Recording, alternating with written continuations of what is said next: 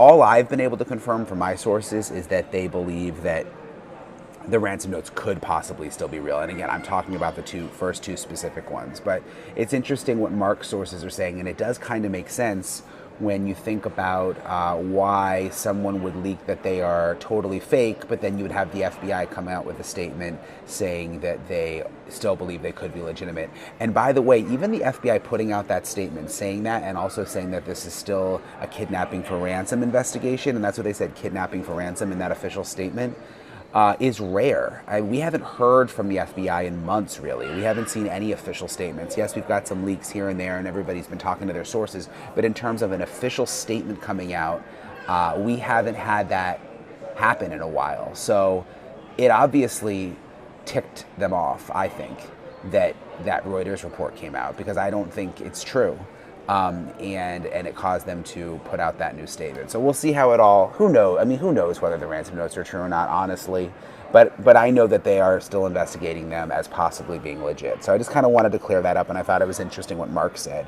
The other thing that's new is the Pima County Sheriff, Chris Nanos, did another interview with KOLD, which is the local TV station in Tucson, Arizona. KOLD is one of the stations that received the ransom notes. So they've been kind of like involved in the investigation in a way. And Sheriff Nanos hasn't really been doing, I mean, I've been asking for interviews, obviously. He hasn't done one with me since the very beginning. He hasn't done many interviews at all. There was a People magazine interview he did that kind of popped up.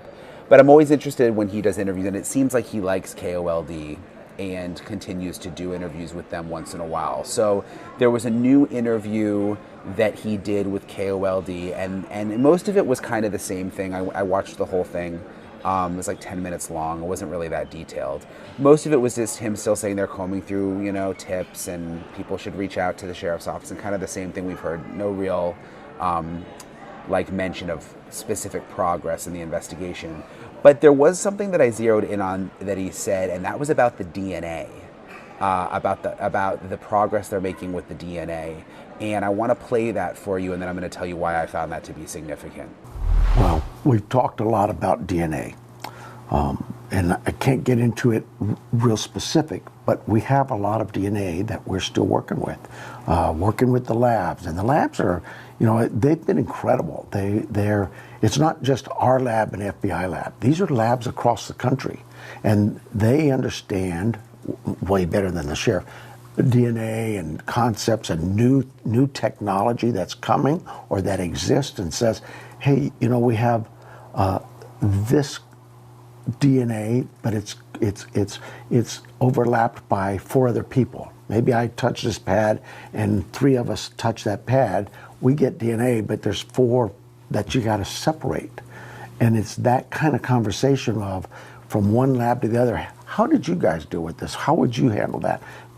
And then of course you've got genealogy, and those have a different set of rules, if you will, science behind it to say how they can work with all of that. So it's probably a lot more complex than that, but I just am assured daily that those labs, our teams, the FBI, are working on it constantly. So that was Sheriff Nanos talking about the DNA. And what is interesting to me there is it's backing up what some of the experts I've had on have said. And I had one on last week. If you guys want to go, I'll link to that episode below because it was really interesting.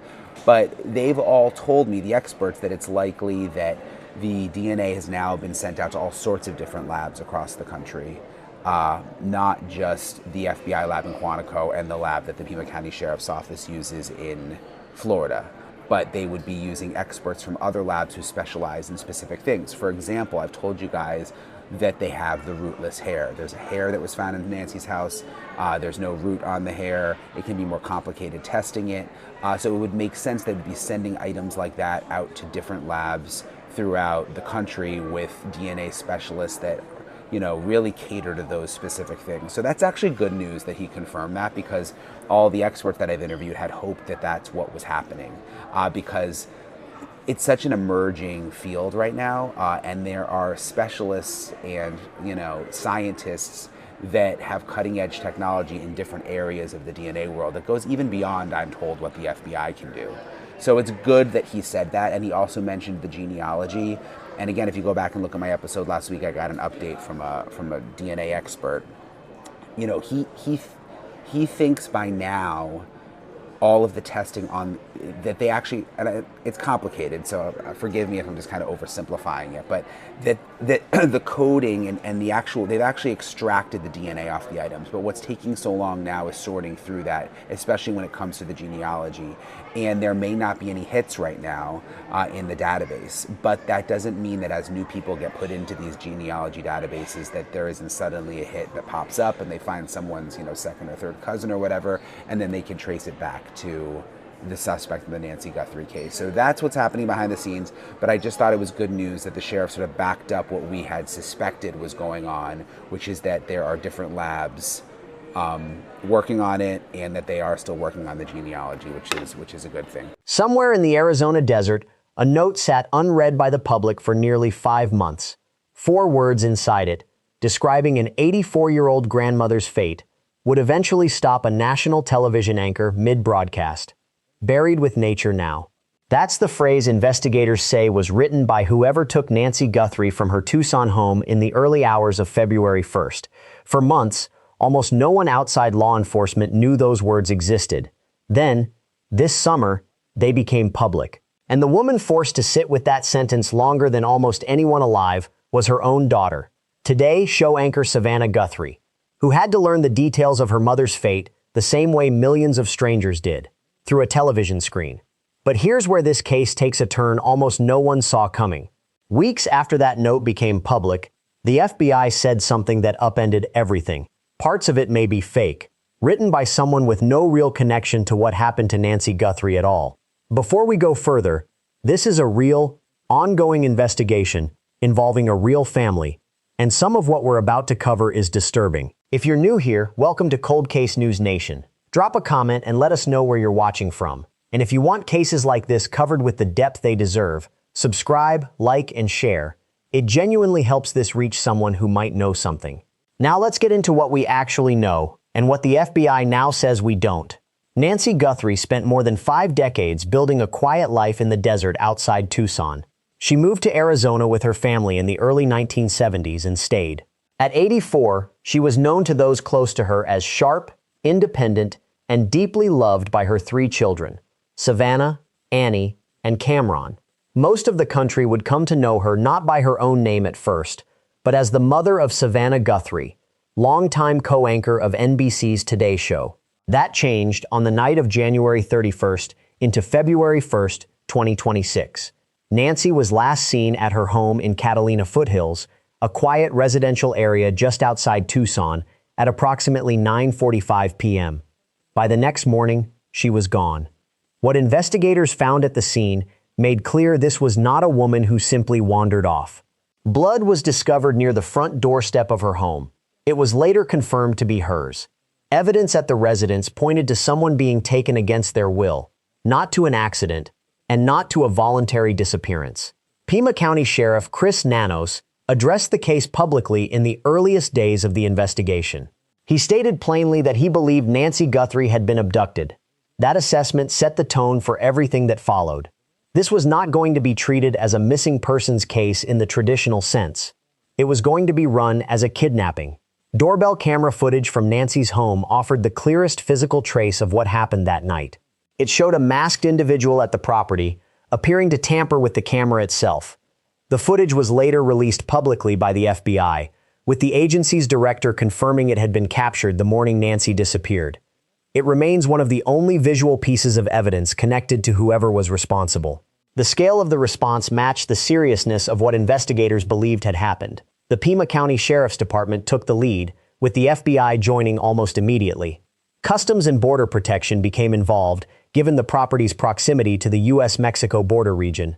Search and rescue teams combed the surrounding desert terrain in the weeks that followed, an unforgiving landscape of cactus, brush, and rock stretching for miles in every direction. Adding urgency to an already serious case, Sheriff Nanos noted publicly that Nancy had medical conditions requiring regular medication. Whatever had happened to her, time mattered. If you're new to this channel, we cover cases like this one with accuracy and depth, following every development as it happens rather than dropping the story once the headlines slow down. Subscribing means you'll see the updates first, as this case is still active and still changing by the week. In the days immediately following her disappearance, the case took its next turn. It stopped being only about finding Nancy Guthrie. It became about a series of documents claiming to know what happened to her. Within days of Nancy Guthrie's disappearance, a new element entered the case. Local Tucson television station Cold received a written communication demanding money in exchange for her safe return. The demand called for payment in Bitcoin, a form of cryptocurrency chosen specifically because it is difficult to trace. The entertainment outlet TMZ also began receiving separate messages around this same time, adding another layer to an already complicated picture. Whoever was behind these communications wanted the family and the public to believe they held the answer to where Nancy was. The Guthrie family responded publicly and directly. On February 4th, Savannah Guthrie appeared alongside her siblings, Annie and Cameron, in a video statement posted to social media. They acknowledged they were aware of reports concerning a ransom letter and addressed the person responsible directly, telling them the family was ready to talk. 3 days later, on February 7th, the family posted again. This time, the message was more specific. "We received your message, and we understand," Savannah said, seated with her brother and sister beside her. "We beg you now to return our mother to us so that we can celebrate with her. This is the only way we will have peace." She added that the family considered the return of their mother valuable enough that they would pay, but no payment was ever made. The FBI had been consulted on the decision, and based on what the Bureau knew at that point in the investigation, they advised against it. The family followed that guidance. Deadlines tied to the ransom demands came and went. No exchange occurred, and the investigation continued without a clear answer.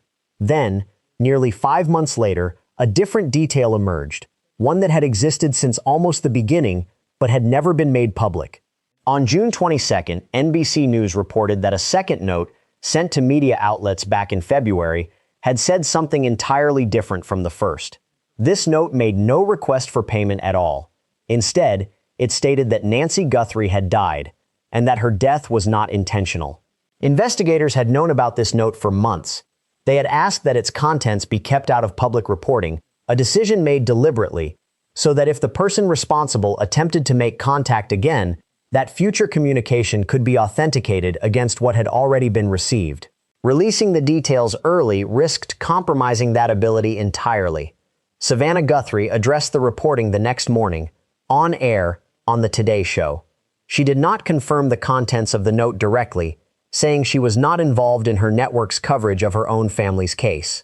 But she used the moment to speak to the public. She said she was not able to pretend she wasn't there, and she asked, directly, for anyone who knew anything to come forward. She described her family as being in a state of ongoing agony, unable to find peace while the case remained unresolved.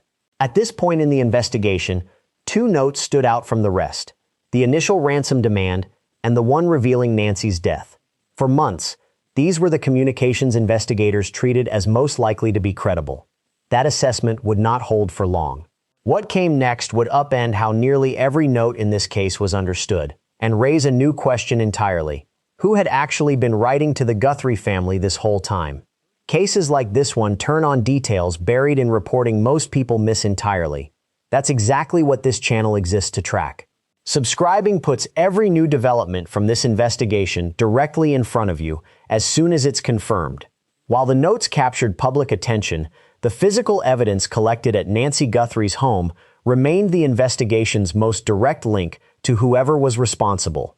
The FBI has been analyzing mixed DNA recovered from the scene, and as of the most recent updates, that analysis is still ongoing. No conclusive match has been publicly announced. It remains one of the case's most closely watched threads, precisely because it doesn't rely on a note, a claim, or a tip. It relies on biology. On June 30th, the case took a significant turn.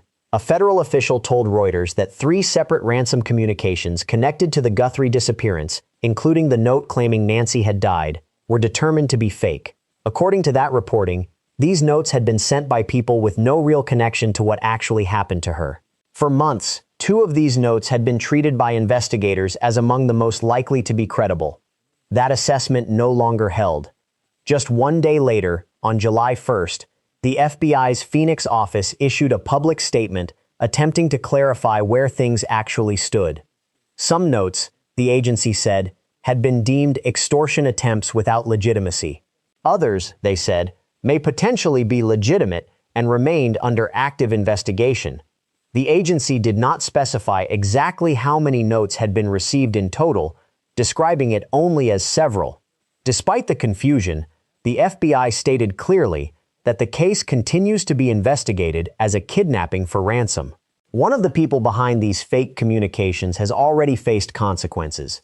Derek Colella, a 42-year-old man from California, pleaded guilty on July 2nd to 2 federal felony counts, sending a ransom demand across state lines and using a telecommunications device to threaten or harass. Prosecutors say Colella targeted Nancy's daughter, Annie Guthrie, and her husband, Tommaso Cioni, directly. Court proceedings revealed that Colella tested positive for drugs at the time charges were filed. Under the terms of his plea agreement, he is set to serve 5 years of probation. He has since been ordered by a federal judge to enter inpatient substance abuse treatment ahead of his sentencing, scheduled for September 10th. It is important to be clear about what Colella's case actually represents. Investigators have stated he was not responsible for the original ransom demand or the note claiming Nancy had died. He is one confirmed imposter in a case that appears to have attracted several.